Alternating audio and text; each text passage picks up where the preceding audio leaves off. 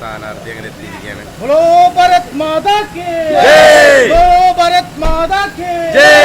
സ്വാഗതം സുസ്വാഗതം, സ്വാഗതം സുസ്വാഗതം, KS-ന് സ്വാഗതം, KS-ന് സ്വാഗതം, സ്വാഗതം സുസ്വാഗതം, സ്വാഗതം സുസ്വാഗതം, KS-ന് സ്വാഗതം, KS-ന് സ്വാഗതം, മുത്തേടത്തിന് സ്വാഗതം, മുത്തേടത്തിന് സ്വാഗതം.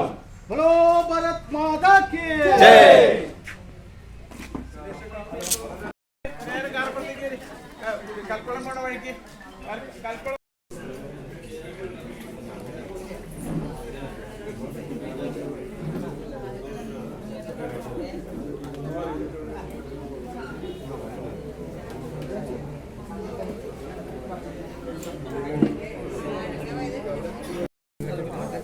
അതെ ബാബു അവിടെ ഇരിക്കാൻ പറയാം. എല്ലാവരും ഈ വേദിയുടെ മുൻഭാഗത്തേക്ക് ഇരിക്കേണ്ടതാണ്. നമ്മുടെ യോഗ ആരംഭിക്കുകയും എത്രയും പെട്ടെന്ന്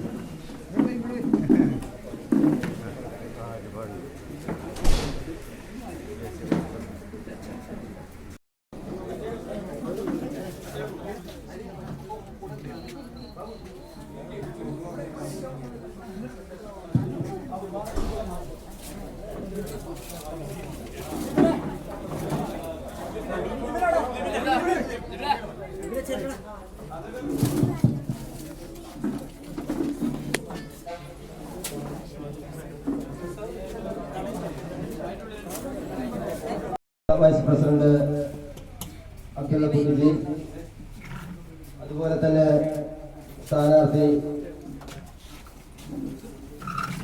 സുരേന്ദ്രൻജി, ഗിരീഷേട്ടൻ, സുധീഷേട്ടൻ,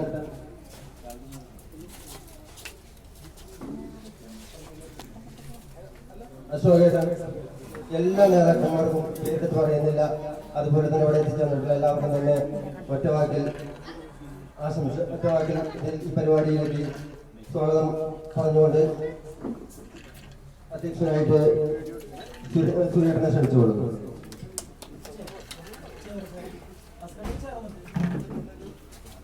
എല്ലാവർക്കും നമസ്കാരം. നമ്മുടെ ദേശീയ വൈസ് പ്രസിഡന്റ് ശ്രീ അബ്ദുള്ള കുട്ടി സാർ, സംസ്ഥാന പ്രസിഡന്റും നമ്മുടെ പ്രിയങ്കരനുമായ സ്ഥാനാർത്ഥി ശ്രീ സുരേന്ദ്രൻജി, KDJS-ന്റെ ജില്ലാ പ്രസിഡന്റ് ശ്രീ ഗിരീഷ് മേക്കാട്, മണ്ഡലം പ്രസിഡന്റ് ശ്രീ സുധി ഉപ്പട, നമ്മുടെ മുത്തേടം പഞ്ചായത്തിന്റെ പ്രഭാരിയും എടക്കര മണ്ഡലം സെക്രട്ടറിയുമായ ശ്രീ NC ബിജു, അതുപോലെ ജില്ലാ vice president Shrimati Geethakumari teacher, Wayanad parliament മണ്ഡലം ഇൻചാർജ് അനന്തകുമാറേട്ടൻ, പാർട്ടിയുടെ ജനറൽ സെക്രട്ടറി ശ്രീ അനിൽകുമാർ, കർഷക മോർച്ച ജില്ലാ വൈസ് പ്രസിഡന്റ് ശ്രീ ഭാസ്കരേട്ടൻ, മറ്റു പഞ്ചായത്തിലെ രാഷ്ട്രീയ പാർട്ടി പ്രവർത്തകരെ, മുതിർന്ന നേതാക്കളെ, സഹോദരി സഹോദരന്മാരെ, നമസ്കാരം. നമ്മളിവിടെ കൂടിയിരിക്കുന്നത് ഒരു വലിയ ഇലക്ഷനെ നേരിടാൻ വേണ്ടിയുള്ള ആദ്യ പ്രചരണ പരിപാടികളുമായിട്ടാണ് സ്ഥാനാർത്ഥി നമ്മുടെ മുന്നിൽ എത്തിയിട്ടുള്ളത്. നമ്മുടെ വർക്കുകൾ കൊണ്ട്, നമ്മൾ വോട്ട് സ്വരൂപിച്ചുകൊണ്ട് നമ്മളെ പാർലമെന്റിലേക്ക് അയക്കുവാൻ എല്ലാവരും ദൃഢപ്രതിജ്ഞ ചെയ്തുകൊണ്ട്, വർക്ക് ചെയ്തുകൊണ്ട് വിജയിപ്പിക്കാൻ എല്ലാവരും സഹകരിക്കണമെന്നാണ് ആദ്യം ആയിട്ട് പറയാനുള്ളത്. അതുപോലെ തന്നെ നമ്മുടെ ഈ പരിപാടി ഔപചാരികമായി ഉദ്ഘാടനം ചെയ്യുന്നത് ദേശീയ ഉപാധ്യക്ഷൻ ശ്രീ അബ്ദുള്ള കുട്ടി സാറാണ്. നമ്മുടെ മലപ്പുറം, കണ്ണൂർ ഭാഗങ്ങളിൽ ഉള്ള ആളാണ്. ദേശീയ അധ്യക്ഷൻ ചുമതലയേറ്റിട്ട് ഏകദേശം 3 വർഷത്തോളമായി. നമ്മൾ ഇങ്ങനെ ഒരു യോഗം കൂടിയതുകൊണ്ട് മാത്രം നമുക്ക് സുരേന്ദ്രൻ ജയിക്കുമോ? നമ്മൾ മാത്രം വോട്ട് ചെയ്താൽ ജയിക്കില്ല. അപ്പൊ നമുക്ക് എന്ത് ചെയ്യാൻ പറ്റും? ഇന്ന് മുതൽ, ഇന്ന് എത്രാം തീയതിയാ? 11-ാം തീയതി. ഇലക്ഷൻ എന്നാ? 26-ാം തീയതി. എല്ലാവർക്കും അറിയാലോ അല്ലേ? അപ്പൊ 26-ാം തീയതി വരെ നമുക്ക് എന്തില്ല, ഉണ്ണാതിരിക്കേണ്ട, ആവശ്യത്തിന് ഉണ്ണുക, ആവശ്യത്തിന് ഉറങ്ങുക, അത്യാവശ്യത്തിന് ഉറങ്ങുക. ബാക്കി സമയം നമ്മൾ എല്ലാവരും ഒരുമിച്ച് പ്രവർത്തിക്കുക. പറ്റില്ലേ? അതൊന്നും പറ്റില്ല. ഇന്നിപ്പോ അറുമുഖം വിളിച്ചുകൊണ്ട് വരികയാണ്, അല്ലെങ്കിൽ ദീപു വിളിച്ചുകൊണ്ട് വരികയാണ്, അല്ലെങ്കിൽ ഷിജു നമ്മളെ ഒന്ന് വിളിച്ചിട്ടുണ്ട് ഇല്ലേ? വിജയത്തിന്റെ വീട്ടിലിപ്പോ ഒരു മീറ്റിംഗ് വിളിച്ചപ്പോ ഇങ്ങനെ വരാതിരിക്കുക, അങ്ങനെ വരണ്ട. നമുക്ക് ഒരേ ഒരു ലക്ഷ്യമുണ്ടാവണം. 26-ാം തീയതി തെരഞ്ഞെടുപ്പ് കഴിഞ്ഞ് ജൂൺ മാസം 4-ാം തീയതി റിസൾട്ട് വരുമ്പോ എന്തുണ്ടാവണം? നമ്മളിങ്ങനെ TV ഒക്കെ തുറന്നതിന്റെ മുൻപിൽ ഒരു 11 മണിക്ക് ഇരിക്കുമ്പോ വയനാട് പാർലമെന്റ് മണ്ഡലത്തിൽ നിന്നും വൻ ഭൂരിപക്ഷത്തിൽ BJPയുടെ NDAയുടെ സ്ഥാനാർത്ഥി കെ സുരേന്ദ്രൻ ജയിച്ചു എന്ന് ഉള്ള വാർത്ത നമുക്ക് കേൾക്കണമെന്ന് മനസ്സുണ്ടെങ്കിൽ, അങ്ങനെ ഒരു ചിന്ത ഉണ്ടെങ്കിൽ ഇന്നു മുതൽ നമ്മൾ പ്രവർത്തിക്കാൻ വേണ്ടി തുടങ്ങണം. ഇതിനു മുൻപ് പ്രവർത്തിച്ചവരാണ് എന്ന് എനിക്ക് വിശ്വാസമുണ്ട് നിങ്ങൾ. അതുകൊണ്ട് അതിനു വേണ്ടിയുള്ള പ്രവർത്തനങ്ങൾ നമ്മൾ മുന്നോട്ട് പോകണമെന്നാണ് എനിക്ക് സൂചിപ്പിക്കുവാൻ. നമുക്കറിയാം, നമ്മുടെ തെരഞ്ഞെടുപ്പിന്റെ രംഗം കാണുമ്പോൾ യഥാർത്ഥത്തില് എന്തിനു വേണ്ടിയാണ് തെരഞ്ഞെടുപ്പ് എന്നുള്ളൊരു സംശയം. നമുക്കിവിടെ 2 സ്ഥാനാർത്ഥികൾ നമ്മളല്ലാതെ മത്സരിക്കുന്നു. ഒന്ന് LDFന്റെ സ്ഥാനാർത്ഥിയുണ്ട്, ഒന്ന് UDFന്റെ സ്ഥാനാർത്ഥി. UDFന്റെ സ്ഥാനാർത്ഥി വയനാടിന്റെ പ്രധാനമന്ത്രി. പുള്ളിക്ക് ഏതായാലും ഇന്ത്യയുടെ പ്രധാനമന്ത്രി ആവാൻ ഈ ആയുസ്സിന് പറ്റുമെന്ന് നമുക്ക് തോന്നുന്നില്ല. പറ്റുമോ? ആവില്ല. കഴിഞ്ഞ കൊല്ലം കേരളത്തിലെ കുറെ പൊട്ടന്മാര് വിചാരിച്ചു അദ്ദേഹം പ്രധാനമന്ത്രിയാകുക. മറ്റേ മുസ്ലിം ലീഗിന്റെ ഒരു നേതാവ് KN ഖാദർ തെരഞ്ഞെടുപ്പിന് മുമ്പ് തന്നെ പറഞ്ഞു ഒരിക്കലും പ്രധാനമന്ത്രിയാവില്ല, അല്ലെങ്കിൽ ലേശം വിവരമുള്ള ആളാണ്. അയാൾ പറഞ്ഞു രാഹുൽ ഗാന്ധി ഒരിക്കലും ഇപ്പോഴല്ല ഇനി ഒരിക്കലും പ്രധാനമന്ത്രി ആവില്ല എന്ന് മുസ്ലിം ലീഗ് നേതാവ് പറഞ്ഞു. പക്ഷെ നമ്മുടെ നാട്ടിലെ ചില പൊട്ടന്മാരായ കോൺഗ്രസ്സുകാരും ലീഗുകാരും നമ്മളെ പറഞ്ഞു പറ്റിച്ച് ഈ നാട്ടിലെ ജനങ്ങളെ പറ്റിച്ചുകൊണ്ട് രാഹുൽ ഗാന്ധി പ്രധാനമന്ത്രിയാവില്ല. രാഹുൽ ഗാന്ധി വിചാരിച്ചു, നേരത്തെ അബ്ദുള്ള കൂടി സാറ് പറഞ്ഞ പോലെ കടിയൂർ പൊട്ടൻ, ആ പൊട്ടൻ വിചാരിച്ചു ഇവിടുന്ന് ജയിച്ചാൽ പ്രധാനമന്ത്രിയാവും. ലേശം വിവരമുണ്ടെങ്കിൽ അത് വയനാട്ടിൽ മത്സരിക്കാൻ തന്നെ പറ്റും. അതാണ് സ്ഥിതി. അപ്പൊ ഇപ്പൊ മത്സരിക്കുന്ന സ്ഥിതി എങ്ങനെയാണെന്നറിയാം. നേരത്തെ പറഞ്ഞ നമ്മുടെ പിണറായി വിജയന്റെ ഒരു പ്രതിനിധി മത്സരിക്കുന്നുണ്ട്. അവർ എന്തിനാണ് മത്സരിക്കുന്നത് എന്ന് ചോദിച്ചാൽ അവർക്ക് തന്നെ അറിയില്ല. നമ്മൾ മത്സരിക്കുന്നത് എന്തിനാണെന്ന് നമ്മൾ അബ്ദുള്ള കുട്ടി സാറ് പറഞ്ഞു. എന്തിനാ മത്സരിക്കുന്നത്?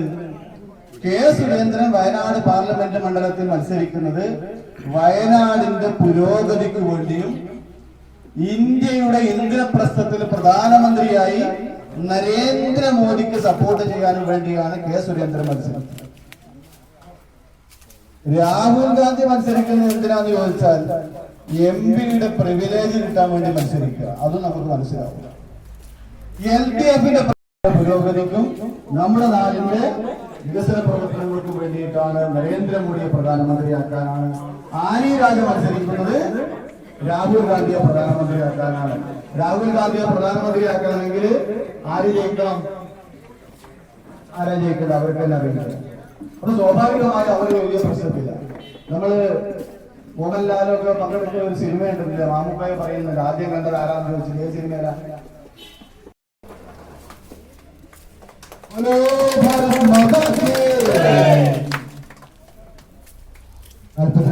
ബൂത്ത് കമ്മിറ്റിക്ക് വേണ്ടിയിട്ട് ആരാധനയെ നയിച്ച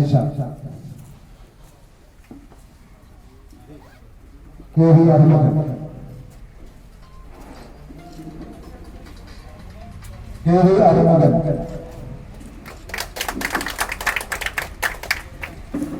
നമ്മുടെ പാർട്ടിയിലേക്ക് പുതിയതായിട്ട് അംഗത്വപ്പെടുത്തുള്ള വന്നിട്ടുള്ള കുറച്ച് ആളുകളുണ്ട്.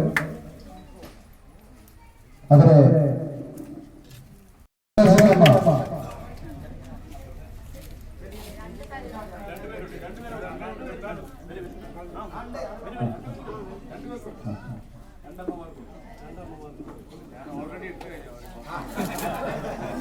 സരോജമ്മ,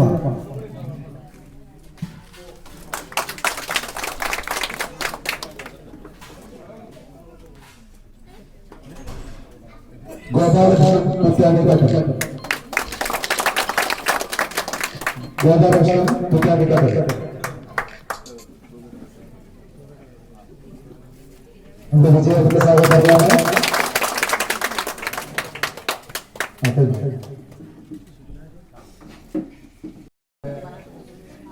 ആദരണീയനായ നേതാവ് ശ്രീ JP അബ്ദുൽ പട്ടി അവറുകളും BDJSന്റെ നേതാവ് ഗിരീഷ് മേക്കാട് അവറുകളും കുടുംബയോഗത്തിന്റെ വിശദമായിട്ട് രാഷ്ട്രീയ കാര്യങ്ങൾ സംസാരിച്ചു.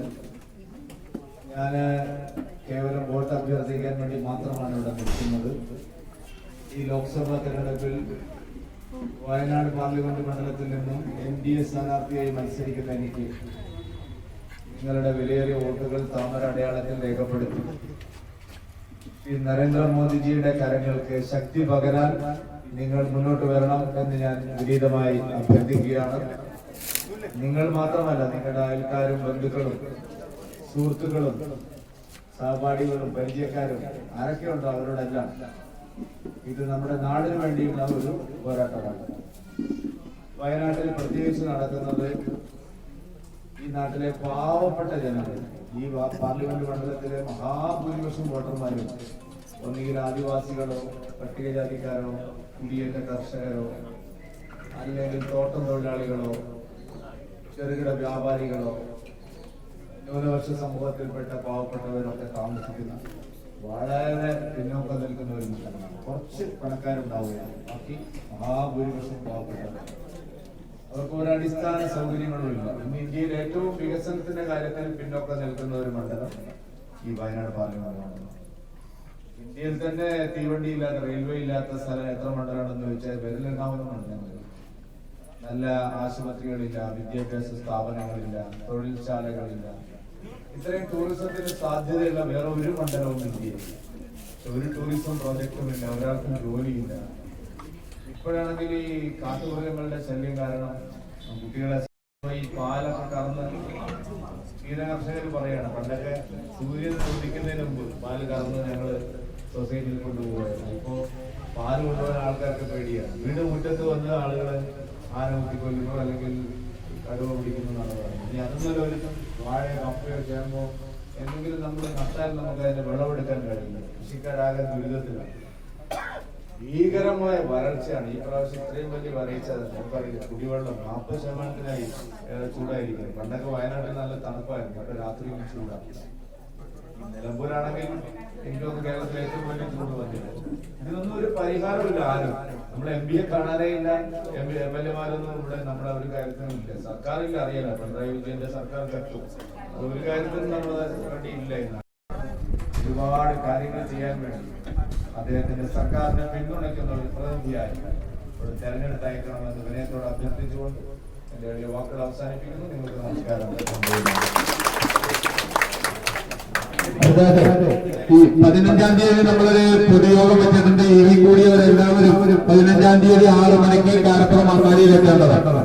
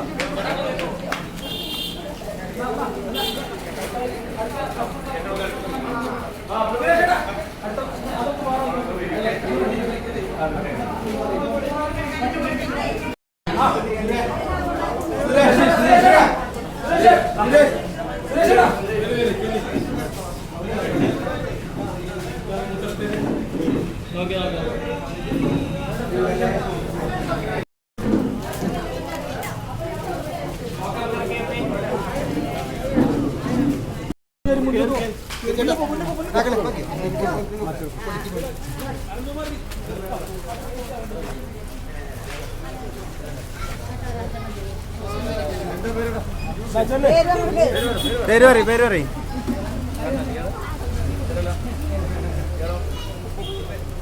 ഓക്കെ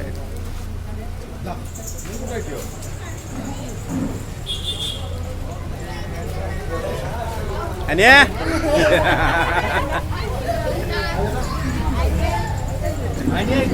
പൊളിച്ചിട്ടോ